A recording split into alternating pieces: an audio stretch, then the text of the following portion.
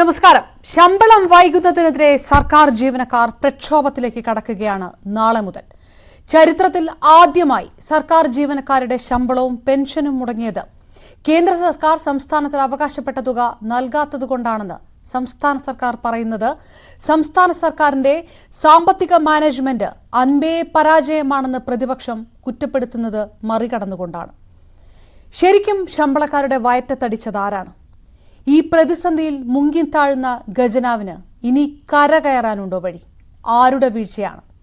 മലയാളികളുടെ പ്രവാസ ലോകം ഇത് കാണുന്നത് എങ്ങനെയാണ്? പരിശോധിക്കുന്നു ഗൾഫ് 18. സ്വാഗതം.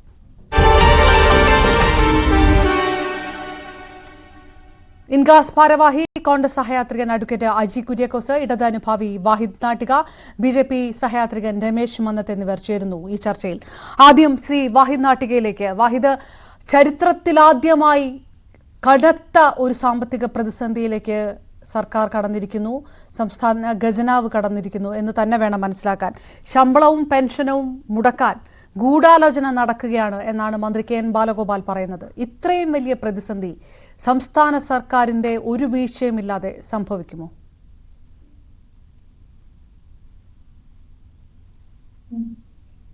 ശ്രീ വാഹിദ് നാട്ടിക. കേട്ടില്ല, ചോദ്യം കേട്ടിരുന്നില്ല. ഇത്രയും വലിയ ഒരു സാമ്പത്തിക പ്രതിസന്ധി എങ്ങനെ മലയാളികളായിട്ടുള്ള പ്രവാസ ലോകം പോലും കാണുന്നത് ഏത് തരത്തിലായിരിക്കും? ഇങ്ങനെ ഒരു പ്രതിസന്ധി ഇതുവരെ ഉണ്ടായിട്ടില്ല. സംസ്ഥാന സർക്കാരിന്റെ കെടുകാര്യസ്ഥതയില്ലാതെ, വീഴ്ചയില്ലാതെ ശമ്പളവും പെൻഷനും മാർച്ച് 3-ാം തീയതിയും കഴിയുന്നു. അപ്പോഴും കിട്ടിയിട്ടില്ലാത്ത സർക്കാർ ജീവനക്കാരുടെ എണ്ണമാണല്ലോ കൂടുതൽ. ഇത് ഏത് തരത്തിലുണ്ടായി? സംസ്ഥാന സർക്കാരിന്, ഇടതുപക്ഷ സർക്കാരിന് ഇതിനകത്ത് യാതൊരു വീഴ്ചയുമില്ല എന്നുകൂടി വാദിക്കുന്നു ഈ ഘട്ടത്തിൽ. കേരളത്തിൽ സാങ്കേതികമായി ശമ്പളം കുറെ പേർക്ക് വിഡ്രോ ചെയ്യാൻ കഴിഞ്ഞിട്ടില്ല എന്നുള്ളത് വസ്തുതയാണ്. അക്കൗണ്ടിൽ എത്തിയിട്ടുണ്ട്, പക്ഷെ വിഡ്രോ ചെയ്യാൻ കഴിഞ്ഞിട്ടില്ല എന്നുള്ളത് വസ്തുതയാണ്. ഞാൻ വ്യക്തിപരമായി ഇത് എൻ്റെ വീട്ടിലും ഇതുപോലെ തന്നെ പെൻഷൻ ലഭിക്കുന്ന ആളുണ്ട്. പെൻഷൻ തുക പരിശോധിച്ചപ്പോൾ അക്കൗണ്ടിൽ വന്നിട്ടുണ്ട്, പക്ഷെ വിഡ്രോ ചെയ്യാൻ കഴിഞ്ഞിട്ടില്ല. മുഴുവൻ പെൻഷൻ തുകയും വന്നിട്ടുണ്ടോ വാഹിദ്? മുഴുവൻ തുകയും എത്തിയിട്ടുണ്ട്, പക്ഷെ വിഡ്രോ ചെയ്യാൻ കഴിഞ്ഞിട്ടില്ല എന്നുള്ളത് വസ്തുതയാണ്. അപ്പോ ഇത് നമ്മളിങ്ങനെ വല്ലാതെ പെരുപ്പിച്ച് കാണിക്കുമ്പോൾ നമ്മൾക്ക് ഇതിനേക്കാളും വലിയ പ്രതിസന്ധിയിലൂടെ ട്രഷറി പൂട്ടിയിട്ട ഒരു ആന്റണി സർക്കാർ ഉണ്ടായിട്ടുണ്ട്, അതും കേന്ദ്രം കോൺഗ്രസ് ഭരിക്കുന്ന കാലഘട്ടത്തിൽ. അപ്പൊ അതുകൊണ്ട് ആദ്യമായിട്ടാണ് കേരളത്തിൽ ഇത്ര വലിയ പ്രതിസന്ധി എന്നൊക്കെ പറയുന്നത് ഒരു അതിശയോക്തിയാണ്. പക്ഷേ അങ്ങനെയാണെങ്കിലും കേരളം സത്യത്തിൽ വലിയൊരു പ്രതിസന്ധിയിലൂടെ തന്നെയാണ് പോകുന്നത്. കഴിഞ്ഞ സാമ്പത്തിക വർഷത്തിൽ മാത്രം 57,000 കോടി രൂപയാണ് കേന്ദ്ര സർക്കാർ നമുക്ക് തരാതിരിക്കുന്നത്. നമുക്ക് അർഹതപ്പെട്ടതാണ്. ഇന്ത്യയുടെ ഭാഗമാണ് കേരളം എന്നുള്ളത് വസ്തുതയാണ്. GST നടപ്പിലാക്കുക കൂടി ചെയ്തതോടുകൂടി കേരളത്തിന്റെ അല്ലെങ്കിൽ സംസ്ഥാനങ്ങളുടെ തനത് വരുമാനം പൂർണ്ണമായിട്ടും ഇല്ലാതാകുന്ന രൂപത്തിലേക്ക് എത്തുകയും നികുതി എന്നുള്ളത് പൂർണ്ണമായിട്ടും കേന്ദ്ര ഭാഗമായി മാറുകയും ചെയ്തു എന്നുള്ളതാണ്. അതിന്റെ അടിസ്ഥാനത്തിൽ ഒരു സംസ്ഥാന സർക്കാരിന് സുപ്രീം കോടതിയിലേക്ക് പോകേണ്ടി വന്നിരിക്കുകയാണ്. സുപ്രീം കോടതിയിൽ കേസ് പോയപ്പോ ഒരു പൈസയും കേരളത്തിന് കൊടുക്കാനില്ല എന്ന പച്ചക്കള്ളം നിരന്തരം പറഞ്ഞിരുന്ന RSSകാർ അവസാനം ഇപ്പൊ 4,300 കോടി അനുവദിക്കാമെന്ന് കോടതിക്ക് ഉറപ്പ് നൽകിയിരിക്കുകയാണ്. അതായത് ഒരു ചെറിയ ഗഡുവാണ്, അത് 10-ൽ 1 പോലും ആകുന്നില്ല. ഈ സാമ്പത്തിക വർഷത്തെ കണക്ക് മാത്രമാണ്. ഇത് കൂടാതെ GST നടപ്പിലാക്കിയതിലൂടെ നമുക്ക് ലഭിക്കേണ്ടിയിരുന്ന പഴയകാല കുടിശ്ശികകൾ ഉൾപ്പെടെ GST നടപ്പിലാക്കിയതിനനുസൃതമായി GST കൗൺസിൽ വെച്ചിട്ടുള്ള നിർദ്ദേശത്തിന് പ്രകാരം നൽകേണ്ടിയിരിക്കുന്ന തുക അത് നൽകിയിട്ടില്ല. ഈ പ്രതിസന്ധികളിലൂടെ കടന്നു പോകുന്ന മറ്റ് സംസ്ഥാനങ്ങളുമില്ലേ? ഇപ്പോഴുള്ള ഈ പ്രതിസന്ധി കേരളത്തിന് മാത്രം എന്തുകൊണ്ടായിരിക്കും? ഈ പറഞ്ഞതുപോലെ കേന്ദ്ര സർക്കാരിന്റെ നയങ്ങളുണ്ട്, അതിനെതിരെ വിമർശനങ്ങളുണ്ട്. അത് GST പിരിക്കുന്നതാണെങ്കിൽ, സർചാർജ് ആണെങ്കിൽ, കോബ്രാൻഡിംഗ് ആണെങ്കിൽ ഒക്കെ ഉണ്ട്. പക്ഷേ ഈ പ്രതിസന്ധിയിൽ കൂടെ കേരള സംസ്ഥാനം മാത്രം കടന്നു പോകുന്നത് എന്തുകൊണ്ടായിരിക്കും? കേരള സംസ്ഥാനം മാത്രമല്ല, തമിഴ്നാട് ഈ പ്രതിസന്ധിയിലൂടെ പോകുന്നുണ്ട്. ഇന്ത്യയിലെ BJP ഇതര സർക്കാരുകളെല്ലാം തന്നെ ഈ പ്രതിസന്ധിയിലൂടെ പോകുന്നുണ്ട്. ഇവിടെയാണ് നമ്മൾ നയത്തെക്കുറിച്ച് ചിന്തിക്കേണ്ടത്. ഇപ്പൊ ഏറ്റവും അവസാനം വന്ന ഒരു വാർത്ത നമ്മൾ ആലോചിക്കേണ്ടതാണ്. ഗുജറാത്തിലെ ജാംനഗർ എന്ന് പറയുന്ന ഒരു ചെറിയ പട്ടണമുണ്ട്. ഞാൻ പോയിട്ടില്ല, ഞാനൊരു 10 ദിവസം അവിടെ താമസിച്ചിട്ടുള്ള ആളാണ്. ഒരു ചെറിയ പട്ടണമാണ്. അവിടെ ഒരു വികസനം എന്നുള്ളതൊക്കെ തന്നെ വളരെ വിദൂരമായ ഒരു സാധനമാണ്. ഇവർ ഈ പറയുന്ന ഗുജറാത്തിന്റെ യഥാർത്ഥ കറുത്ത മുഖം എന്താണെന്ന് കാണണമെങ്കിൽ ജാംനഗറിലെ ഒക്കെ തന്നെ തീരദേശ പ്രദേശങ്ങളിലൂടെ ഒരു യാത്ര ചെയ്താൽ മതി. അങ്ങനെയുള്ള ഒരു പ്രദേശത്ത് അവിടെ ഏറ്റവും പ്രധാനപ്പെട്ടത് അംബാനിയുടെ കേന്ദ്രമാണ് എന്നുള്ളത് വസ്തുതയാണ്. അതുകൊണ്ട് തന്നെ അംബാനിയുടെ വിവാഹത്തിന് വേണ്ടി അവിടെ ഒരു എയർപോർട്ട് ഉണ്ട്. ആ എയർപോർട്ടിൽ ആകെ ബോംബെ ജാംനഗർ മാത്രമുള്ള ഒരു ഫ്ലൈറ്റ് മാത്രമുള്ള ഒരു എയർപോർട്ടാണത്. അത് സൈനിക എയർപോർട്ടാണ്. ആ എയർപോർട്ടിന് ദേശീയ അന്താരാഷ്ട്ര വിമാനങ്ങൾ ഇറങ്ങാനുള്ള അനുമതി കൊടുത്തുകൊണ്ട്, അതായത് അവിടെ ഒരു ചെറിയ എയർപോർട്ടാണ്, നമ്മൾക്ക് ഒരു വലിയ വിമാനങ്ങൾ ഇറങ്ങാനുള്ള സാധ്യത പോലും ഇല്ല. അത്തരത്തിൽ അംബാനിയുടെ ഒരു വിവാഹത്തിന് വേണ്ടി ഇത് തുറന്നു കൊടുത്തിരിക്കുകയാണ്. ഇവിടെയാണ് കണ്ണൂർ എയർപോർട്ട് നിൽക്കുന്നത്. കണ്ണൂർ എയർപോർട്ടിൽ നിങ്ങൾ നോക്കൂ, കണ്ണൂർ എയർപോർട്ടിൽ എല്ലാവിധ ആധുനിക സൗകര്യങ്ങളും ഒരുക്കപ്പെട്ടിട്ടുള്ള ഒരു ഇതാണ്. അവിടെ ഇത് നൽകാതിരിക്കുകയാണ്. ഇങ്ങനെ കേരളത്തെ ഏതോ ഒരു രണ്ടാം കിട പൗരന്മാരായിട്ട് കാണുക എന്നുള്ള ഉത്തരേന്ത്യൻ RSS ഗോസായിമാരുടെ ആ ധാർഷ്ട്യത്തിന് മുമ്പിലൊന്നും കേരളം കീഴടങ്ങില്ല കേട്ടോ. അതൊന്നും തെറ്റിദ്ധാരണയാണ്. ഇവർക്ക് ഇങ്ങനെ അങ്ങോട്ട് സാമ്പത്തികമായി ഞെക്കിയിട്ട് RSSന് കേരളം പിടിച്ചെടുക്കാമെന്നാണ് ധാരണയെങ്കിൽ അത് തെറ്റാണ്. RSS എന്ന് പറയുന്നത് ആ പരിപൂർണ രാഷ്ട്രീയം മാത്രമാണോ ഇപ്പോഴത്തെ പ്രതിസന്ധിക്ക് പിറകിലെന്ന കാര്യത്തിൽ എനിക്ക് സംശയമുണ്ട്. അജി കുര്യാക്കോസ്, കേന്ദ്ര സർക്കാർ അവഗണന നടത്തുന്നു, അത് പ്രതിപക്ഷവും പറഞ്ഞിട്ടുള്ള കാര്യമാണ്. അതിൽ കോൺഗ്രസിനും എതിരഭിപ്രായം ഒന്നുമില്ല. പക്ഷേ ഇപ്പോഴത്തെ പ്രതിസന്ധി, സർക്കാർ ജീവനക്കാർ നേരിടുന്ന പ്രതിസന്ധി, നാളെ മുതൽ നിരാഹാര സമരത്തിലേക്ക് കടക്കുന്ന ഒരു അവസ്ഥയിലേക്കൊക്കെ പോകുമ്പോൾ അതിന്റെ പിറകിൽ സംസ്ഥാന സർക്കാരിന് യാതൊരു പങ്കുമില്ലേ? കേന്ദ്ര സർക്കാരിന്റെ പരിപൂർണമായിട്ടുള്ള അവഗണന ഇതിനകത്തൊരു വിഷയമാകുന്നുണ്ട് എന്നുകൂടി കോൺഗ്രസ് അനുഭാവികൾ കണക്ക് കൂട്ടുന്നുണ്ടായിരിക്കുമോ? ആദ്യമായിട്ട് എന്റെ പ്രിയ സുഹൃത്ത് വാഹിദ് നാട്ടികയുടെ മുഖത്ത് നേളിക്കുന്ന വിഷമം, കാരണം അദ്ദേഹത്തിന്റെ കുടുംബത്തിലും പലർക്കും പെൻഷൻ കിട്ടിയിട്ടില്ല. അദ്ദേഹം ഇതിനെ എങ്ങനെ ന്യായീകരിക്കുന്നു എന്നുള്ളതാണ് സത്യം. എനിക്ക് വിഷമം തോന്നുന്നു. ഇത്തരത്തിലുള്ള ന്യായീകരണ തൊഴിലാളിയെ മാറി എന്റെ സുഹൃത്ത് മാറിയോ എന്നുള്ളതാണ് എന്റെ വിഷമം. കാരണം ETSB, അതായത് എംപ്ലോയ്മെന്റ് ട്രഷറി സേവിങ്സ് ബാങ്കിൽ നിന്നും അതിലെ ഇപ്പോഴത്തെ അവസ്ഥ എന്ന് പറയുന്നത് അത് മരവിപ്പിച്ചിരിക്കുകയാണ്. അദ്ദേഹം പറയുന്ന അദ്ദേഹത്തിന്റെ കുടുംബത്തിലെ ആളുകളുടെ അക്കൗണ്ടിലൊക്കെ പൈസ മുഴുവൻ വന്നു കഴിഞ്ഞു. എന്റെ വീട്ടിലുണ്ട്. അപ്പൊ അവരൊന്നും അക്കൗണ്ടിൽ പൈസ വന്നിട്ടുമില്ല, അവർക്ക് പൈസ പിൻവലിക്കാനും സാധിച്ചിട്ടില്ല. അപ്പൊ സ്വന്തം പ്രശ്നം പോലും അവഗണിച്ചുകൊണ്ട് സർക്കാരിനെ ന്യായീകരിക്കാൻ ശ്രമിക്കുന്ന ഇതുപോലുള്ള ആളുകളുടെ കാര്യത്തെ കുറിച്ച് ആലോചിക്കുമ്പോൾ എനിക്ക് സഹതാപമുണ്ട്. അവരോട് എനിക്ക് ശരിക്കും പിറ്റി ഓഫ് ദംസെൽഫ്. കാരണം എന്ന് വെച്ച് കഴിഞ്ഞാല് ഇതിനകത്ത് സർക്കാർ എന്ത് ചെയ്യും? അതാണ് വിഷയം. സംസ്ഥാന സർക്കാർ അതിലേക്ക് വരുന്നത്. സർക്കാർ എന്താ ചെയ്യേണ്ടത്? സർക്കാർ ചെയ്യേണ്ടത് ആദ്യം ഞാൻ പറഞ്ഞോട്ടെ, കേരളത്തിലെ ദൂർത്തൊന്ന് ഒഴിവാക്കിക്കൂടെ? ഇപ്പൊ നമ്മൾ എന്തെങ്കിലും പറഞ്ഞ ഇപ്പൊ ഗുജറാത്തിലേക്കും പണ്ട് ചൈനയിലേക്കൊക്കെ ഓടിയിരുന്ന കമ്മ്യൂണിസ്റ്റുകാർ ഇപ്പൊ നേരെ ഗുജറാത്തിലേക്കും മഹാരാഷ്ട്രയിലേക്കും മറ്റൊരു സംസ്ഥാനങ്ങളിലേക്കൊക്കെ ഓടിപ്പോവുകയാണ്, കർണാടകയിലേക്കൊക്കെ ഓടിപ്പോവുകയാണ്. കർണാടകയിലൊക്കെ നിങ്ങൾ കണ്ടു നോക്ക്. കർണാടകയിലൊക്കെ ഇപ്പോ സൗജന്യ റേഷൻ, അതുപോലെ തന്നെ സൗജന്യമായി യാത്ര ചെയ്യാൻ അവസരം. ഇന്ന് KSRTC പോലെ ആക്കി മാറ്റിയിരിക്കുകയാണ് കേരള സർക്കാർ ജീവനക്കാരെ. എന്തൊരു പരിതാപകരമാണ് ഈ അവരുടെ അവസ്ഥ. കാരണം കേരളത്തിൽ എന്താണ് നടക്കുന്നത്? കേരളത്തിൽ എന്തിനാണ് സ്ഥിരതയുള്ളത്? എന്താണ് ഇവർക്കൊക്കെ? ഈ സർക്കാർ ജോലിക്ക് സ്ഥിരതയില്ല, KSRTC ജോലിക്ക് സ്ഥിരതയില്ല, ശമ്പളമില്ല. കാരണം ജനങ്ങളെ ഇത്രമാത്രം ബുദ്ധിമുട്ടിച്ചുകൊണ്ട്, കാരണം ഈ ധാർഷ്ട്യമാണ്. കാരണം രണ്ടാം പിണറായി സർക്കാരിന്റെ കാലത്ത് അദ്ദേഹം ഇപ്പൊ കാണിച്ചുകൊണ്ടിരിക്കുന്നത് ഒരു എന്താ പറയുന്ന ഒരു ഏകാധിപതിയുടെ ഒരു അവസ്ഥയിലേക്ക് മാറിക്കൊണ്ടിരിക്കുകയാണ്. ആരാണ് ഇവർക്കൊക്കെ ഇദ്ദേഹത്തിനൊക്കെ ബുദ്ധി പറഞ്ഞു കൊടുക്കുന്നത് ആലോചിക്കുമ്പോൾ എനിക്ക് വിഷമം. കാരണം ഇത് ഇപ്പൊ പറയുന്നത് ഒക്കെ കേന്ദ്രത്തിന്റെയാണ്. കേന്ദ്രം അത്ര മാന്യന്മാരൊന്നല്ല എന്നുള്ള സത്യമാണ്. പക്ഷെ കേന്ദ്രം എങ്ങനെയൊക്കെ ഇവരെ നശിപ്പിക്കാൻ പറ്റുമെന്ന് നോക്കുന്നുണ്ടെങ്കിലും ഒരു അന്തർധാര ഇവർ തമ്മിലുണ്ട്. കേന്ദ്രവും കേരളവും തമ്മിൽ ഒരു അന്തർധാരയുണ്ട്. ഇപ്പൊ നമുക്ക് മനസ്സിലാക്കാൻ പറ്റുന്നത് കേരളത്തില് കോൺഗ്രസ് ക്ഷയിക്കും തോറും BJP ശക്തി പ്രാപിക്കുന്നു. BJP ശക്തി പ്രാപിച്ച് വരുന്ന സമയത്ത് BJPക്ക് വേണ്ടി ശക്തി പ്രാപിക്കുന്നതിനും BJPക്ക് വേണ്ടി കൊടി പിടിക്കുന്നതിനും ഇപ്പൊ പകുതിയിലധികം ഇടതുപക്ഷ ഗവൺമെന്റുകൾ കേരളത്തിലെ പിണറായി സർക്കാരാണ് എന്ന് പറയുന്നത് നമുക്ക് വിഷമമുണ്ട്.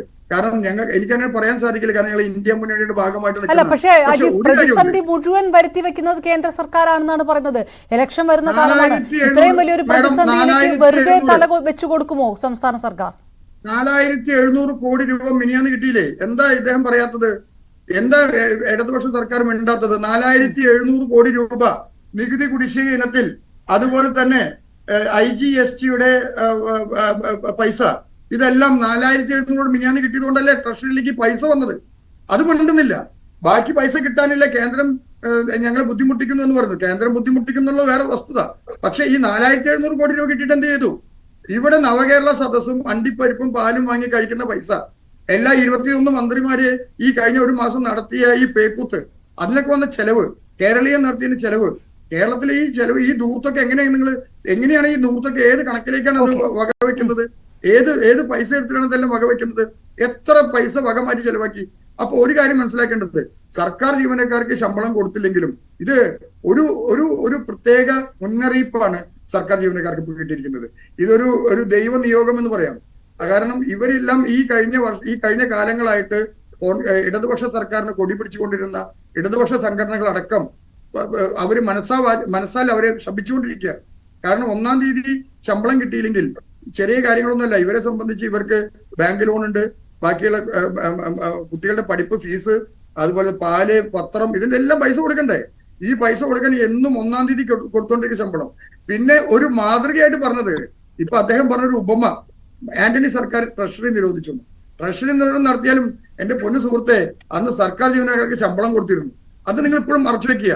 ട്രഷറിയിൽ മറ്റുള്ള ആക്ടിവിറ്റീസ് ഒക്കെ നിർത്തിവെച്ചുകൊണ്ട് സർക്കാർ ജീവനക്കാർക്ക് ശമ്പളം കൊടുത്തിട്ടുണ്ട്. സർക്കാർ ജീവനക്കാർക്ക് ശമ്പളം കൊടുക്കുന്നത് ആദ്യമായിട്ടാണ്. അത് ഞാൻ ഇവിടെ ഇരുന്ന് പറയുന്നതല്ല, കേരളത്തിലെ എല്ലാ മാധ്യമങ്ങളും. റൈറ്റ്, യെസ്, ഞാൻ തിരികെ എത്താം. ശരി അജി, ഞാൻ തിരികെ എത്താം. രമേശ് മനത്ത്, എല്ലാ വിരലും ചൂണ്ടുന്നത് കേന്ദ്ര സർക്കാരിന് നേരെയാണ്. ഒരു കെടുകാര്യസ്ഥത, ഒരു മിസ്മാനേജ്മെന്റ് ഫിനാൻഷ്യലി ഒക്കെ സംസ്ഥാന സർക്കാരിന്റെ ഭാഗത്തുണ്ടെങ്കിലും സംസ്ഥാന സർക്കാരിനെ അങ്ങോട്ടും ഇങ്ങോട്ടും തിരിയാൻ സമ്മതിക്കാത്ത രീതിയിൽ കേന്ദ്രം വിവേചനം കാണിക്കുന്നു എന്ന് ആവർത്തിച്ചു പറയുന്നു. അതിനെതിരെ പ്രതിഷേധം കഴിഞ്ഞതാണല്ലോ. ഇപ്പോഴും കിട്ടാനുള്ള വിഹിതമാണ് കൂടുതൽ. ഇതാദ്യമായി, ചരിത്രത്തിലാദ്യമായി ഇങ്ങനെ ഒരു പ്രതിസന്ധിയിലേക്ക് തള്ളിവിടുമ്പോൾ കേന്ദ്ര സർക്കാർ, BJP സർക്കാരിന് ഇതിനകത്ത് ഉത്തരവാദിത്തം ഇല്ലാതാകുന്നില്ല എന്ന് വലിയൊരു ചോദ്യമുണ്ട്. കേരളത്തിൽ ഇപ്പോൾ നടന്നുകൊണ്ടിരിക്കുന്നത് സാമ്പത്തിക കെടുകാര്യസ്ഥതയുടെ അപ്പോസ്തലന്മാർ ഭരിക്കുന്ന കേരളത്തിന്റെ ഒരു ദുരവസ്ഥയിലൂടെയാണ് കേരളം കടന്നുപോയിക്കൊണ്ടിരിക്കുന്നത്. എനിക്ക് മുമ്പ് സംസാരിച്ച വാഹിദ്, അദ്ദേഹം വളരെ നല്ല രീതിയിൽ ന്യായീകരിക്കാൻ നോക്കി എംപ്ലോയീസ് ട്രഷറി സേവിങ്സ് ബാങ്ക് അക്കൗണ്ടിലേക്ക് പൈസ വന്നിട്ടുണ്ടെന്ന്. എന്റെ സുഹൃത്തെ, അവിടെ പോയിട്ട് പൈസ വിഡ്രോ ചെയ്യാൻ നോക്കുമ്പോൾ നിങ്ങൾ അത് ഫ്രീസ് ചെയ്ത് വെച്ചിരിക്കുകയാണ്. നിങ്ങൾ ഇത്തരത്തിലുള്ള ജിമിക്കുകൾ കാണിച്ച് ആളുകളെ പറ്റിക്കുന്ന പരിപാടി ഒന്ന് ഉപേക്ഷിച്ചുകൊണ്ട് മാന്യമായി രാഷ്ട്രീയം സംസാരിക്കാനുള്ള മാന്യത നിങ്ങൾ ആദ്യം കാണിക്കണം. കാരണം ഈ എംപ്ലോയീസ് അക്കൗണ്ടിൽ നിന്ന് നിങ്ങൾക്ക് വേണമെങ്കിൽ നേരിട്ട് പോയി വിഡ്രോ ചെയ്യണമെന്ന് പറയുന്നു, പക്ഷെ അത് ഫ്രീസ് ചെയ്തിരിക്കുകയാണ്. നിങ്ങളുടെ പേഴ്സണൽ സേവിങ്സ് അക്കൗണ്ടിലേക്ക് അത് മാറ്റാമെന്ന് പറയുന്നു, പക്ഷെ അതിന് ശ്രമിച്ച സർക്കാർ ഉദ്യോഗസ്ഥരെല്ലാം പരാജയപ്പെട്ടിരിക്കുകയാണ്. 5.25 ലക്ഷം ആളുകളിൽ 97% പേർക്കും ശമ്പളം കിട്ടിയിട്ടില്ല. രമേശ്, ഈ പ്രതിസന്ധിക്ക് കാരണം കേന്ദ്രത്തിന്റെ അവഗണനയാണെന്ന് അതിലേക്ക് വരാം. ഇപ്പൊ വാഹിദ് പറഞ്ഞ വളരെ മാന്യമായിട്ട് വാഹിദ് മറച്ചു വെച്ച ഒരു പച്ചക്കള്ളം അദ്ദേഹം പറഞ്ഞില്ല. കാരണം എന്താ വെച്ചിട്ടുണ്ടെങ്കിൽ അദ്ദേഹം 4700 കോടി രൂപ 3 ദിവസങ്ങൾക്ക് മുമ്പ് കേന്ദ്ര സർക്കാർ അവരുടെ നികുതി വിഹിതവുമായിട്ടും GST വിഹിതവുമായിട്ട് കൊടുത്ത കാര്യം അദ്ദേഹം മാന്യമായിട്ട് മറച്ചു വെച്ചു. ശ്രീമതി നിർമ്മല സീതാരാമൻ, കേന്ദ്ര ഫിനാൻസ് മിനിസ്റ്റർ, അദ്ദേഹം എന്താണ് പറഞ്ഞത് നമ്മളോട് കൃത്യമായിട്ട് പറഞ്ഞു, ഒക്ടോബർ 2023 ഒക്ടോബറിൽ മാസത്തിൽ 650 കോടി രൂപ അതുവരെയുള്ള എല്ലാ ഏരിയേഴ്സും തീർത്തുകൊണ്ട് കൊടുത്തിട്ടുണ്ട്. അതിനുശേഷം ഇപ്പൊ 1.5 മാസം മുമ്പ് ഏകദേശം 127 കോടി രൂപ ഹെൽത്ത് സെക്ടറിലേക്കായിട്ടുള്ള അരിയേഴ്സ് തീർത്തു കൊടുത്തിട്ടുണ്ട്. ഇത്തരത്തിൽ ഇതുവരെ ഡോക്യുമെന്റ് സബ്മിറ്റ് ചെയ്തതിന് എഗെയിൻസ്റ്റ് ആയിട്ടുള്ള, അതായത് AG അക്കൗണ്ട് ആൻഡ് ഓഡിറ്റ് ജനറലിന്റെ ഓഫീസിൽ നിന്നും കേന്ദ്ര അക്കൗണ്ട് ആൻഡ് ഓഡിറ്റ് ജനറലിലേക്ക് ഡോക്യുമെന്റ് ചെയ്തിട്ടുള്ള എല്ലാവിധ നികുതി അല്ലെങ്കിൽ പെൻഡിങ് മണികൾക്കും അഗെയിൻസ്റ്റ് ആയിട്ട്, ബില്ലുകൾക്കും അഗെയിൻസ്റ്റ് ആയിട്ടുള്ള പേയ്മെന്റ് കേന്ദ്ര സർക്കാർ റിലീസ് ചെയ്തിട്ടുണ്ട്. ഇവരത് കൊടുക്കാതെ മറ്റൊരു പേയ്മെന്റ് പെൻഡിംഗ് ഉള്ളത് നിങ്ങൾക്ക് എല്ലാവർക്കും അറിയാം. കേന്ദ്ര സർക്കാരിന്റെ പദ്ധതികളുടെ പേര് മാറ്റി ദുരുപയോഗം ചെയ്തു എന്ന പേരിൽ കേന്ദ്ര സർക്കാർ പിടിച്ചു വെച്ചിട്ടുള്ള ഫണ്ടുണ്ട്. കാരണം ഇവരിവിടെ വരുമ്പോൾ ഇവരുടെ പേരിൽ ഇവരുടെ പാർട്ടിയുടെ പരിപാടിയാണെന്ന് ഫ്ലെക്സ് അടിച്ചു വെച്ചുകൊണ്ട് ഫ്ലെക്സ് മാത്രം നടത്തിക്കൊണ്ട് ഇവർ പരിപാടികൾ നടത്താൻ നോക്കിയപ്പോൾ അതിന്റെ ഹോൾഡ് ചെയ്തിട്ടുണ്ട്. അല്ലാതെ ഇതുവരെ പേപ്പർ സബ്മിറ്റ് ചെയ്ത, ബില്ല് സബ്മിറ്റ് ചെയ്ത എല്ലാത്തിനും എഗെയിൻസ്റ്റ് ആയിട്ട് കേന്ദ്ര സർക്കാർ ഫണ്ട് റിലീസ് ചെയ്തു. പിന്നെ 13,000 ധനമന്ത്രി പറഞ്ഞത്, ഇന്നലെ പറഞ്ഞത് 13,000 കോടി രൂപ തടഞ്ഞു വെച്ചിരിക്കുന്നു എന്നുള്ളതാണ്. 13,000 കോടിയുടെ കഥയാണ് പറയുന്നത്. 13,000 കോടി കേന്ദ്ര സർക്കാർ സംസ്ഥാന സർക്കാരിന് കൊടുക്കാനുള്ളതല്ല, മറിച്ച് വായ്പാ പരിധി കൂട്ടണമെന്ന കേരളത്തിന്റെ ആവശ്യം. പക്ഷേ അതിന്റെ ഓഡിറ്റ് ആൻഡ് അക്കൗണ്ട്സ് കൃത്യമായിട്ട് പറഞ്ഞിട്ടുണ്ട്, ഇപ്പോൾ ഓൾറെഡി ഓവർ ഡ്രാഫ്റ്റിൽ ഓടിക്കൊണ്ടിരിക്കുന്ന സംസ്ഥാനത്തിന് ഇപ്പോൾ കൂടുതൽ വായ്പാ പരിധി അനുവദിച്ചാൽ, അതായത് കടം വാങ്ങാൻ, അതായത് എരന്നുകൊണ്ട് കടം വാങ്ങുന്ന അങ്ങനെയുള്ള ഒരു സാഹചര്യത്തിൽ ഇത്രയും വലിയ ഒരു പ്രതിസന്ധിയിൽ സംസ്ഥാനം എത്തുമ്പോൾ കോ ബ്രാൻഡിംഗ് അടക്കമുള്ള കാര്യങ്ങളിൽ കടുംപിടുത്തം കേന്ദ്രം കാണിക്കുന്നത് മനുഷ്യത്വരഹിതമല്ലേ? ഞാൻ ഒന്ന് കംപ്ലീറ്റ് ചെയ്ത് കഴിഞ്ഞാൽ എനിക്ക് ചോദ്യം കേൾക്കുന്നില്ല, കാരണം ഞാൻ സംസാരിച്ചുകൊണ്ടിരിക്കുമ്പോൾ എനിക്ക് കേൾക്കുന്നില്ല. അപ്പൊ ഈ 10,000 കോടി വായ്പയാണ്, അതായത് കടം എടുക്കാനായിട്ടുള്ള കടമെടുക്കുന്നതിന്റെ പരിധി, അതായത് ഇവിടെയുള്ള നമ്മുടെ സാമ്പത്തിക സ്രോതസ്സുകൾ എല്ലാം തന്നെ കട്ടുമുടിപ്പിച്ചുകൊണ്ട് ധൂർത്തടിച്ചുകൊണ്ട് കേരളത്തിന്റെ പാവപ്പെട്ട ജനങ്ങളുടെ നീതി വിഹിതം എടുത്തുകൊണ്ട് ആർഭാടം കാണിച്ചുകൊണ്ട് കുടുംബസമേതം അമേരിക്കൻ യാത്ര നടത്തിക്കൊണ്ട്, അല്ലെങ്കിൽ ലക്ഷറി ബസ്സിൽ ഈ നേരത്തെ അഡ്വക്കേറ്റ് അജി കുര്യക്കോസ് പറഞ്ഞതുപോലെ പാലും മുന്തിരിയും അണ്ടിപ്പരിപ്പും കഴിച്ചുകൊണ്ട് ലോക കേരള സഭ എന്ന ദൂർത്ത് നടത്തിക്കൊണ്ട്, കേരളീയം എന്ന ദൂർത്ത് നടത്തിക്കൊണ്ട് കേരളത്തെ കുട്ടിച്ചോറാക്കി വെച്ചുകൊണ്ട് കേരളത്തിലെ സാമ്പത്തിക അവസ്ഥ തകരുന്ന സമയത്ത് കടമെടുക്കുന്നതിന്റെ പരിധി ചോദിച്ചപ്പോൾ അത് ഉയർത്തുന്നതിന് അക്കൗണ്ട് ആൻഡ് ഓഡിറ്റ് ജനറൽ ചില ഡോക്യുമെന്റ്സ് ആവശ്യപ്പെടുകയും അത് നൽകാതെ ആ കേന്ദ്ര സർക്കാരിനെ കുറ്റം പറഞ്ഞുകൊണ്ടിരിക്കുന്ന നടപടിയാണ് ഈ ധനമന്ത്രി ബാലഗോപാൽ ചെയ്തുകൊണ്ടിരിക്കുന്നത്. കേന്ദ്രത്തെ സംബന്ധിച്ച് എല്ലാ സംസ്ഥാനങ്ങളെയും ഒരേപോലെ കാണുന്ന ഒരു നയമാണുള്ളത്. ഈ കമ്മ്യൂണിസ്റ്റ് പാർട്ടി ഭരിക്കുന്ന ഒരു സംസ്ഥാനമല്ലല്ലോ, BJP ഇതര സംസ്ഥാനങ്ങൾ തമിഴ്നാട്ടിലുണ്ടല്ലോ, കർണാടകയിലുണ്ടല്ലോ, തെലങ്കാനയിലുണ്ടല്ലോ, അങ്ങനെ ഒരുപാട് സംസ്ഥാനങ്ങൾ, ബംഗാളുണ്ട്, പല സംസ്ഥാനങ്ങളുമുണ്ട്. അവിടെയൊന്നുമില്ലാത്ത ഒരു പ്രതിസന്ധി എന്തുകൊണ്ട് കേരളത്തിന്? അപ്പൊ കേരളത്തിന്റെ പ്രത്യേകിച്ച് ഒരു വിരോധവും കേന്ദ്ര സർക്കാരിനില്ല, മറിച്ച് കേരളം ഇത്തരത്തിൽ അനധികൃതമായി പണമെടുക്കുകയും അത്തരത്തിലുള്ള നികുതി പണം ദൂർത്തടിച്ചു കളയുകയും ചെയ്യുമ്പോൾ അതിന്റെ മേൽ നിയന്ത്രണം കൊണ്ടുവരുവാൻ സ്റ്റേറ്റ്, അതായത് ഇന്ത്യ രാജ്യം ഭരിക്കുന്ന സർക്കാരിന് അധികാരമുണ്ട്, കടമയുണ്ട്. കേരളത്തിലെ ജനങ്ങളുടെ സാമ്പത്തിക ഭദ്രത നോക്കിയ കടമയുണ്ട്. അതുകൊണ്ട് തന്നെ മറുപടിക്കൊപ്പം ചോദിക്കട്ടെ, നികുതി കുടിശ്ശികയടക്കം പിരിച്ചെടുക്കാനുള്ള കണക്കുകളുണ്ട്, ഓഡിറ്റിംഗിലടക്കം അത് പുറത്തു വരുന്നതായിട്ടുള്ള വാർത്താ റിപ്പോർട്ടുകളൊക്കെ ഒരു വശത്ത് നിൽക്കുന്നുണ്ട്. അതിനിടയിൽ പുറത്തുനിന്ന് കാണുന്നവർക്ക് തോന്നുന്നത് വലിയ തരത്തിൽ സംസ്ഥാന സർക്കാരിന്റെ പദ്ധതികളുടെ പേരിൽ ധൂർത്ത് നടക്കുന്നു എന്നുള്ളതാണ്. ഈ ധൂർത്ത് എന്നുള്ളത് ഒറ്റ വാക്കിൽ ചുരുക്കാനുള്ളതല്ല, നവകേരള സദസ് അടക്കം ധൂർത്താണ് എന്ന രീതിയിലുള്ള ആരോപണങ്ങളൊക്കെ ആ സമയത്ത് സംസ്ഥാനം ഇത്ര വലിയ പ്രതിസന്ധിയിലാണ് എന്ന തരത്തിലുള്ള ഏതെങ്കിലും അഭിപ്രായ പ്രകടനം സംസ്ഥാന സർക്കാരിന്റെയോ മന്ത്രിമാരുടെ ഭാഗത്തുനിന്നുണ്ടായിരുന്നില്ല. ഇപ്പോൾ പറയുന്നു വലിയ രീതിയിലുള്ള പ്രതിസന്ധിയിലാണ്, അതിനാരാണ് ശിക്ഷ അനുഭവിക്കേണ്ടത്? സർക്കാർ ജീവനക്കാരാണോ എന്നുള്ളൊരു ചോദ്യമാണ്. സംസ്ഥാന സർക്കാരിനെ സംബന്ധിച്ചിടത്തോളം ചില വീഴ്ചകൾ, വലിയ വീഴ്ചകൾ സംഭവിച്ചിട്ടുണ്ട് എന്നുള്ളത് വ്യക്തമല്ലേ? ഞാൻ ചോദ്യത്തിലേക്ക് വരാം. അതിനു മുമ്പ് എന്റെ സുഹൃത്തുക്കൾ രണ്ടുപേരും, അതിൽ ഏറ്റവും വലിയ അപകടം ഈ ഫാസിസ്റ്റുകളുടെ ഏറ്റവും വലിയ ആയുധം എന്ന് പറയുന്നത് കളവ് വീണ്ടും വീണ്ടും ആവർത്തിക്കുക എന്നുള്ളതാണ്. ഒരു 1000 വട്ടമെങ്കിലും കളവ് പറഞ്ഞുകൊണ്ടേ ഇരിക്കുക എന്നുള്ളതാണ് അവരുടെ ഒരു സ്വഭാവം. ഇപ്പൊ ഇദ്ദേഹം പറയുന്നുണ്ട് കേരളത്തിന്റെ കടമെടുപ്പ് വലിയ രീതിയിൽ കൂടിയതിന്റെ അടിസ്ഥാനത്തിൽ എന്തൊക്കെയോ അൺപാർലമെന്ററി പദങ്ങൾ ഉപയോഗിച്ചുകൊണ്ടാണ് അദ്ദേഹം പറഞ്ഞത്. ഒരു സംസ്ഥാനത്തെ, സ്വന്തം സംസ്ഥാനത്തെ ഒരു മലയാളിയായിരുന്നു കൊണ്ട് പറയാൻ അത്തരത്തിലേക്ക് വിഷം, അതാണ് ഈ ഫാസിസത്തിന്റെ ഏറ്റവും വലിയ അപകടം. അതിന്റെ വിഷം കയറുന്നത് എല്ലാ സ്വത്വവും നഷ്ടപ്പെടുത്തിക്കൊണ്ട് നിങ്ങൾ ഒരുതരം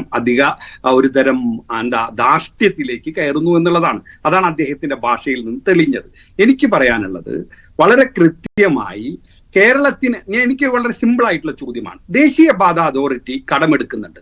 ദേശീയപാത അതോറിറ്റി കടമെടുക്കുന്നത് കേന്ദ്ര സർക്കാരിന്റെ കടമായിട്ട് വരുന്നില്ല. എന്നാൽ കേരളത്തിൽ കിഫ്ബി കടമെടുക്കുമ്പോൾ അത് കേരളത്തിന്റെ കടമായി വരുന്നു. എന്തുകൊണ്ട്? അപ്പോ ഇതിന്റെ അർത്ഥം വളരെ കൃത്യമായ രീതിയിൽ ഒരു സംസ്ഥാനത്ത് നല്ല നിലയിലുള്ള വികസന പ്രവർത്തനങ്ങൾ നടന്നുകൊണ്ട്, നമുക്കറിയാം നമ്മുടെ നാട് കഴിഞ്ഞ 8 വർഷങ്ങൾക്ക് മുമ്പുള്ള നാടല്ല. നല്ല റോഡുകൾ, നല്ല പാലങ്ങൾ, നല്ല നിലയിൽ എല്ലായിടത്തും നല്ല വികസനം നടന്നുകൊണ്ടിരിക്കെ കേരളത്തിൽ കൃത്യമായ കാര്യങ്ങളെല്ലാം കൃത്യമായി നടന്ന് 600 രൂപ ഉണ്ടായിരുന്ന ക്ഷേമ പെൻഷൻ വലിയ തരത്തിൽ കുടിശ്ശിക വെച്ച് 18 മാസത്തോളം കുടിശ്ശിക വെച്ചിരുന്ന ഒരു അവസ്ഥയിൽ നിന്ന് മാറി അത് 1600 രൂപയാക്കി വർദ്ധിപ്പിച്ച് നൽകി സാധാരണ മനുഷ്യനിലേക്ക് എത്തിയപ്പോൾ ഇവർ 80,000 രൂപ കൊടുത്ത് മോഡിയുടെ ചിത്രം എന്ന് പറയുന്ന ഒരു സാധനം വെച്ചാൽ മാത്രമേ ആ 80,000 രൂപ നോക്കൂ. മോഡിയെ പോലുള്ള ഒരാളുടെ, ഒരു മലയാളിയെ പോലെ സ്വത്വമുള്ള മനുഷ്യത്വമുള്ള ഒരു മനുഷ്യൻ എങ്ങനെയാണ് ആയിരങ്ങളെ കൊന്നു തള്ളിയ മോഡിയുടെ ഫോട്ടോ വെച്ചിട്ടുള്ള ഒരു വീട്ടിൽ താമസിക്കാൻ കഴിയുക? അപ്പൊ അത്തരത്തിൽ മോഡിയുടെ ചിത്രം വെക്കണം എന്ന് പറഞ്ഞുകൊണ്ട് 80,000 രൂപ 4 ലക്ഷം രൂപ ലൈഫ് പദ്ധതിയിൽ നൽകുന്നതിൽ വെറും 80,000 രൂപ മാത്രമുള്ളവർക്കാണ് മോഡിയുടെ ലാബിൽ വെക്കേണ്ടത്. ഇത്തരത്തിൽ അതായത് ഒരു മനുഷ്യന്റെ സ്വത്വമാണ് അവന്റെ വീട്. ആ വീടിന് മുമ്പിൽ RSSകാരന്റെ ചിത്രം വെച്ചാൽ അതിനേക്കാളും നല്ലത് മരിക്കുന്നതല്ലേ.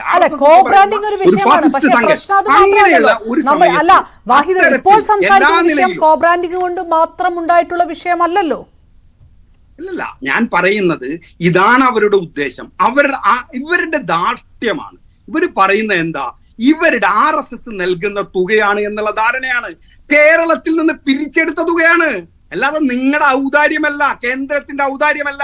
അതുകൊണ്ട് വീണ്ടും പറയുന്നു, ദേശീയത എന്ന് പറയുന്നത് ഫെഡറൽ അടിസ്ഥാനത്തിലുള്ളതാണ്, അല്ലാതെ RSSന്റെ കാര്യാലയത്തിൽ നിന്ന് RSS എന്ന് പറയുന്ന ഒരു ഫാസിസ്റ്റ് സംഘത്തിന്റെ കാര്യാലയത്തിൽ നിന്ന് നൽകുന്ന ഔദാര്യമല്ല. ആ ഒരു തിരിച്ചറിവ് ഇവിടെ കേരളത്തിൽ ഇട്ടാവട്ടത്തിലുള്ള 4 RSSകാരെങ്കിലും തിരിച്ചറിയണം. മറുപടി അജി കുര്യാസ്, ഈ പറയുന്നത് കോബ്രാൻഡിംഗ് അടക്കമുള്ള വിഷയമാണ്. അതൊരു ഫെഡറൽ സംവിധാനത്തിന് നിരക്കാത്തൊരു വിഷയമാണ്. ഒരു പദ്ധതി വരുമ്പോൾ അതിനകത്ത് ഇങ്ങനെ ഒരു ലോഗോയിങ് ഉണ്ടാകണം എന്നുള്ള വാശിയടക്കം കേന്ദ്ര സർക്കാർ കാണിക്കുന്ന വിഷയം. ഒപ്പം സെസ്സിലടക്കം ഏർപ്പെടുത്തിയിരിക്കുന്ന സർചാർജുകൾ. അപ്പൊ പ്രതിപക്ഷം എന്ന് പറയുന്ന ഉത്തരവാദിത്തപ്പെട്ട ഒരു പക്ഷം ഉണ്ടെങ്കിൽ യഥാർത്ഥ വിഷയങ്ങളല്ലേ അഡ്രസ്സ് ചെയ്യേണ്ടത്? അതിന് പകരം ഡൽഹിയിൽ പോയൊരു സമരം നടത്തുമ്പോഴും അതിനകത്ത് നിന്ന് മാറി നിൽക്കുന്ന കോൺഗ്രസ് നയിക്കുന്ന പ്രതിപക്ഷം ഇപ്പോഴും ഈ വിഷയം, ഈ വീഴ്ച സംസ്ഥാന സർക്കാരിൻ്റെത് മാത്രമാണെന്ന് പറയുന്നതിൽ രാഷ്ട്രീയമുണ്ടെന്ന രീതിയിലുള്ള മറുപടികളൊക്കെ വന്നുകൂടായികയില്ല. മാഡം, ഞാൻ ചോദിക്കട്ടെ, ഈ രണ്ടുപേര് സംസാരിച്ചതിലും കേരളത്തിന് ഗുണകരമായിട്ടൊരു കാര്യം ഇതുവരെ പറഞ്ഞില്ല. ഇവർ അങ്ങോട്ടും ഇങ്ങോട്ടും കുറ്റപ്പെടുത്തുക എന്നുള്ളതല്ലാതെ ഇപ്പൊ BJP സർക്കാരിനെ സംബന്ധിച്ചിടത്തോളം കേരളം ഒരു പ്രശ്നമേ അല്ല. കാരണം അവർക്ക് ഈ ഒരു ലോക്സഭാ തെരഞ്ഞെടുപ്പിലല്ല അവരുടെ ലക്ഷ്യം. അവരുടെ ലക്ഷ്യം അടുത്ത ലോക്സഭാ തെരഞ്ഞെടുപ്പിനോട് കൂടിയിട്ട് ഇടതുപക്ഷത്തിൽ നിന്ന് ആളുകളെല്ലാം BJPയിലേക്ക് തിരിച്ചു വരികയും പോവുകയും അത് രാഷ്ട്രീയമാണ്. പക്ഷെ ഞാൻ പറഞ്ഞു വരട്ടെ, ഇവിടെ എന്താണ് ഒരു പ്രതിവിധി? എന്താണ് പ്രതിവിധി? ഒരു രണ്ട് മേജർ റൂളിംഗ് പാർട്ടീസ് പറയുന്ന വർത്തമാനമാണിത്. അതായത് കേന്ദ്ര സർക്കാർ ഭരിക്കുന്ന BJPയും ഇവിടെ കേരളം ഭരിക്കുന്ന ഇടതുപക്ഷവും പറയുന്നത് അങ്ങോട്ടും ഇങ്ങോട്ടും കുറ്റപ്പെടുത്തി. ഞങ്ങളുടെ നാട്ടില് പണ്ട് ഈ ചക്കാലത്തെയും കളിക്കാന്ന് പറയും. എണ്ണയാട്ടുമ്പോൾ തോർത്തെടുത്ത് ചീത്ത പറഞ്ഞ് ചക്കാലത്തെ വലിച്ചെറിയും. അതിനകത്ത് നിറച്ച എണ്ണയായിരിക്കും. ആ എണ്ണ പിഴിഞ്ഞ് ചക്കാലത്ത് തിരിച്ച് തോർത്ത് ഇങ്ങോട്ട് വലിച്ചെറിയും ചീത്ത പറഞ്ഞിട്ട്. ഇതാണ് സംഭവിച്ചുകൊണ്ടിരിക്കുന്നത്. അല്ലാതെ ജനങ്ങൾക്ക് എന്ത് പ്രതിവിധി?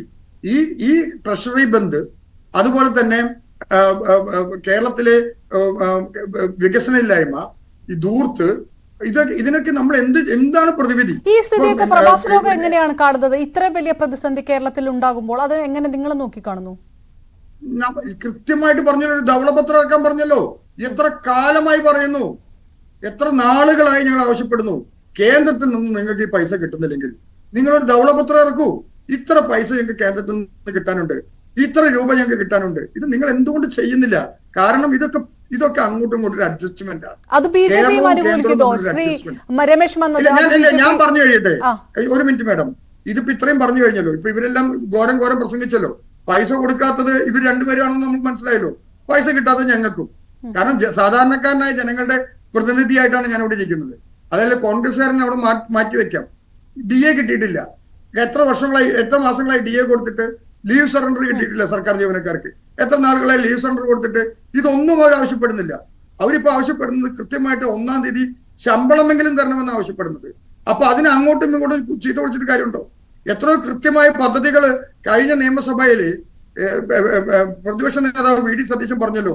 നിങ്ങൾ ധവളപത്രം ഇറക്കിയിട്ട് എത്ര പൈസയാണ് നിങ്ങൾക്ക് കിട്ടാനുള്ള കേന്ദ്രത്തിൽ നിന്ന്? ആ പൈസ എങ്ങനെ നേടിയെടുക്കാം? ഈ ധവളപത്രത്തിന്റെ അടിസ്ഥാനത്തിൽ ഞങ്ങൾ നിങ്ങളുടെ കൂടെ കൂടാം. അല്ലാതെ കൊടും തണുപ്പത്ത് പോയിട്ട് ശ്രീ മോഡിയെ ഭീഷണിപ്പെടുത്താനോ അതല്ലെങ്കിൽ ഞങ്ങൾ ഇവിടെ ഉണ്ടെന്ന് കാണിക്കാനോ എന്ന് പറഞ്ഞാൽ രാഷ്ട്രീയം കാണിക്കാൻ വന്ന കോൺഗ്രസ് ഒന്നും അവിടെ ചേരില്ല. അതിനുശേഷം എന്തുണ്ടായി? അത് അവിടെ പോയി ആ സമരം നടത്തിയതിനു ശേഷം ഇവിടെ വന്നിട്ട് എന്ത് നടപടിയെടുത്തു? അല്ലെങ്കിൽ കേന്ദ്ര സർക്കാർ എന്ത് നടപടി എടുത്തിട്ടില്ലെങ്കിൽ 1 മാസം കഴിഞ്ഞില്ലേ? നിങ്ങൾ സമരത്തെ തുടർച്ച എന്തുകൊണ്ട് നടത്തിയില്ല? ശരി, തീർച്ചയായിട്ടും രമേശ് മനത്ത്, തെരഞ്ഞെടുപ്പ് വരുന്ന സമയമാണ്. കേന്ദ്ര സർക്കാർ അല്ലെങ്കിലേ അവഗണിക്കുന്നു എന്ന് പറഞ്ഞ് ഡൽഹിയിൽ പോയി സമരം നടത്തിയ സംസ്ഥാനമാണ്. ഇതൊരു വലിയ വികാരമായിട്ട് ജനങ്ങൾക്കിടയിലേക്ക് വരില്ലേ? ചുരുങ്ങിയ വാക്കിൽ മറുപടി. ചുരുങ്ങിയ വാക്കിൽ പറയാം. അതിനും അജയ് കുര്യാക്കോസ് ഇപ്പൊ എന്തിനോ വേണ്ടി തിളക്കുന്ന സാമ്പാറാ. കേരളവും കേന്ദ്രവും നിങ്ങൾ അടുത്ത് ഭരിക്കാൻ പോണില്ല, അതുകൊണ്ട് നിങ്ങൾക്ക് എന്തും പറയാം. രണ്ട്, വാഹിദ് നാട്ടിക പറഞ്ഞു, ഫാസിസത്തെ പറ്റി പറഞ്ഞു. എന്റെ വാഹിദ്, ഫാസിസം എന്ന് പറഞ്ഞാൽ ഒരു പാവം ഒരു സ്റ്റുഡന്റിനെ കെട്ടിയിട്ട് 2 ദിവസം തല്ലിക്കൊല്ലുന്നതാണ്, നിങ്ങൾ കൊലപ്പെടുത്തിയതാണ് ഫാസിസം. ഒരു അധ്യാപന ക്ലാസ്സിൽ കയറി വെട്ടിക്കൊന്നതാണ് ഫാസിസം. അതായത് ഞങ്ങൾ ചെയ്യുന്നതല്ല ഫാസിസം. CPM ആണ്, കമ്മ്യൂണിസ്റ്റ് പാർട്ടിയാണ് ഇവിടുത്തെ ഫാസിസ്റ്റ് പാർട്ടി. കേരളത്തെ വികസനത്തെ പറ്റി വാഹിദ് പറഞ്ഞു. ആ റോഡുകൾ വരുന്നതെല്ലാം കേന്ദ്ര പദ്ധതിയുടെ ഭാഗമായിട്ട് വരുന്ന റോഡുകളാ, അല്ലാതെ നിങ്ങൾ ഉണ്ടാക്കുന്ന റോഡുകളല്ല. കേന്ദ്ര സർക്കാരിന്റെ പദ്ധതിയുടെ ഭാഗമായിട്ട് വരുന്ന റോഡുകളാണ്. ആ വികസനമാണ് നിങ്ങളുടെ പേരിലാണെന്ന് കാണിക്കാൻ നോക്കുന്നത്. ഈ ഇലക്ഷൻ വരുന്നതുകൊണ്ടൊന്നും ഞങ്ങൾക്ക് യാതൊരു ഭയമില്ല. കാരണം കേരളത്തിലെ ജനങ്ങള്, പ്രബുദ്ധരായ കേരളത്തിലെ ജനതയ്ക്ക് അറിയാം, കമ്മ്യൂണിസ്റ്റ് പാർട്ടിയുടെ ധൂർത്തും കെടുകാര്യസ്ഥതയും ഭരിക്കാൻ കഴിവില്ലായ്മയുമാണ് കേരളത്തിന്റെ ഇന്നത്തെ അവസ്ഥയ്ക്ക് കാരണമെന്ന് ജനങ്ങൾക്കറിയാം. പ്രവാസി ലോകത്തെ പറ്റി മേഡം ചോദിച്ചു, അതുകൊണ്ട് പറയട്ടെ, പ്രവാസി ലോകത്ത് വളരെയധികം പ്രതിസന്ധി അല്ലെങ്കിൽ ഭയമുണ്ട്. കാരണം ഈ പ്രവാസി ചിട്ടികൾ, അത്തരത്തിൽ KSFE ചിട്ടികൾ, ബാങ്ക് അക്കൗണ്ടിൽ കിടക്കുന്ന പൈസകൾ, ഇതെല്ലാം നാളെ ഇതിലെല്ലാം കേരള സർക്കാർ കൈവയ്ക്കുമോ എന്ന ഭയത്തിലാണ്, ആ പേടിയോടെയാണ് ഞങ്ങൾ ഓരോരുത്തരും ഇവിടെ ജീവിച്ചുകൊണ്ടിരിക്കുന്നത്. അതുകൊണ്ട് തന്നെ കേരളത്തിലെ ഈ സർക്കാരിന്റെ കെടുകാര്യസ്ഥത മനസ്സിലാക്കി പ്രവാസികളും കേരളത്തിലെ ജനങ്ങളും വോട്ട് ചെയ്യും. യെസ്, സമയപരിമിതി കൊണ്ടാണ്. ഏതായാലും പ്രവാസ ലോകത്തിന് ഇത് സംബന്ധിച്ചുള്ള ഒരു കൺസേൺ, പ്രവാസ ലോകത്തിന് ഇതിനകത്ത് പറയാനുള്ളത് അതുകൂടിയാണ് ചർച്ച ചെയ്തത്. നാളെ സർക്കാർ ജീവനക്കാർ നിരാഹാര സമരത്തിലേക്ക്, പ്രക്ഷോഭത്തിലേക്ക് കടക്കുന്ന ഒരവസ്ഥ കൂടിയാണ്. 2 ദിവസത്തിനുള്ളിൽ പ്രശ്നം പരിഹരിക്കാൻ കഴിയുമെന്നുള്ളൊരു പ്രതീക്ഷ ധനമന്ത്രിയുടെ ഭാഗത്തു നിന്നുണ്ടായിട്ടുണ്ട്. അതുണ്ടായില്ലെങ്കിൽ അതേത് തരത്തിലുള്ള വലിയ പ്രത്യാഘാതങ്ങളിലേക്കാണ് പോകുക എന്നുള്ളത് കേരളം കണ്ടറിയേണ്ടിയിരിക്കുന്നു. പ്രവാസി മലയാളികളെ സംബന്ധിച്ചിടത്തോളം അത് ആശങ്കയുണർത്തുന്ന വിഷയം അല്ലാതായി തീരുന്നില്ല. വളരെയധികം നന്ദി ശ്രീ വാഹിദ്, ശ്രീ അജയ് കുര്യാക്കോസ്, ഒപ്പം രമേശ് മന്നത്ത് ഈ ചർച്ചയ്ക്കൊപ്പം ചേർന്നത്. പൂർണ്ണമാകുകയാണ് ഗൾഫ് 18. നമസ്കാരം.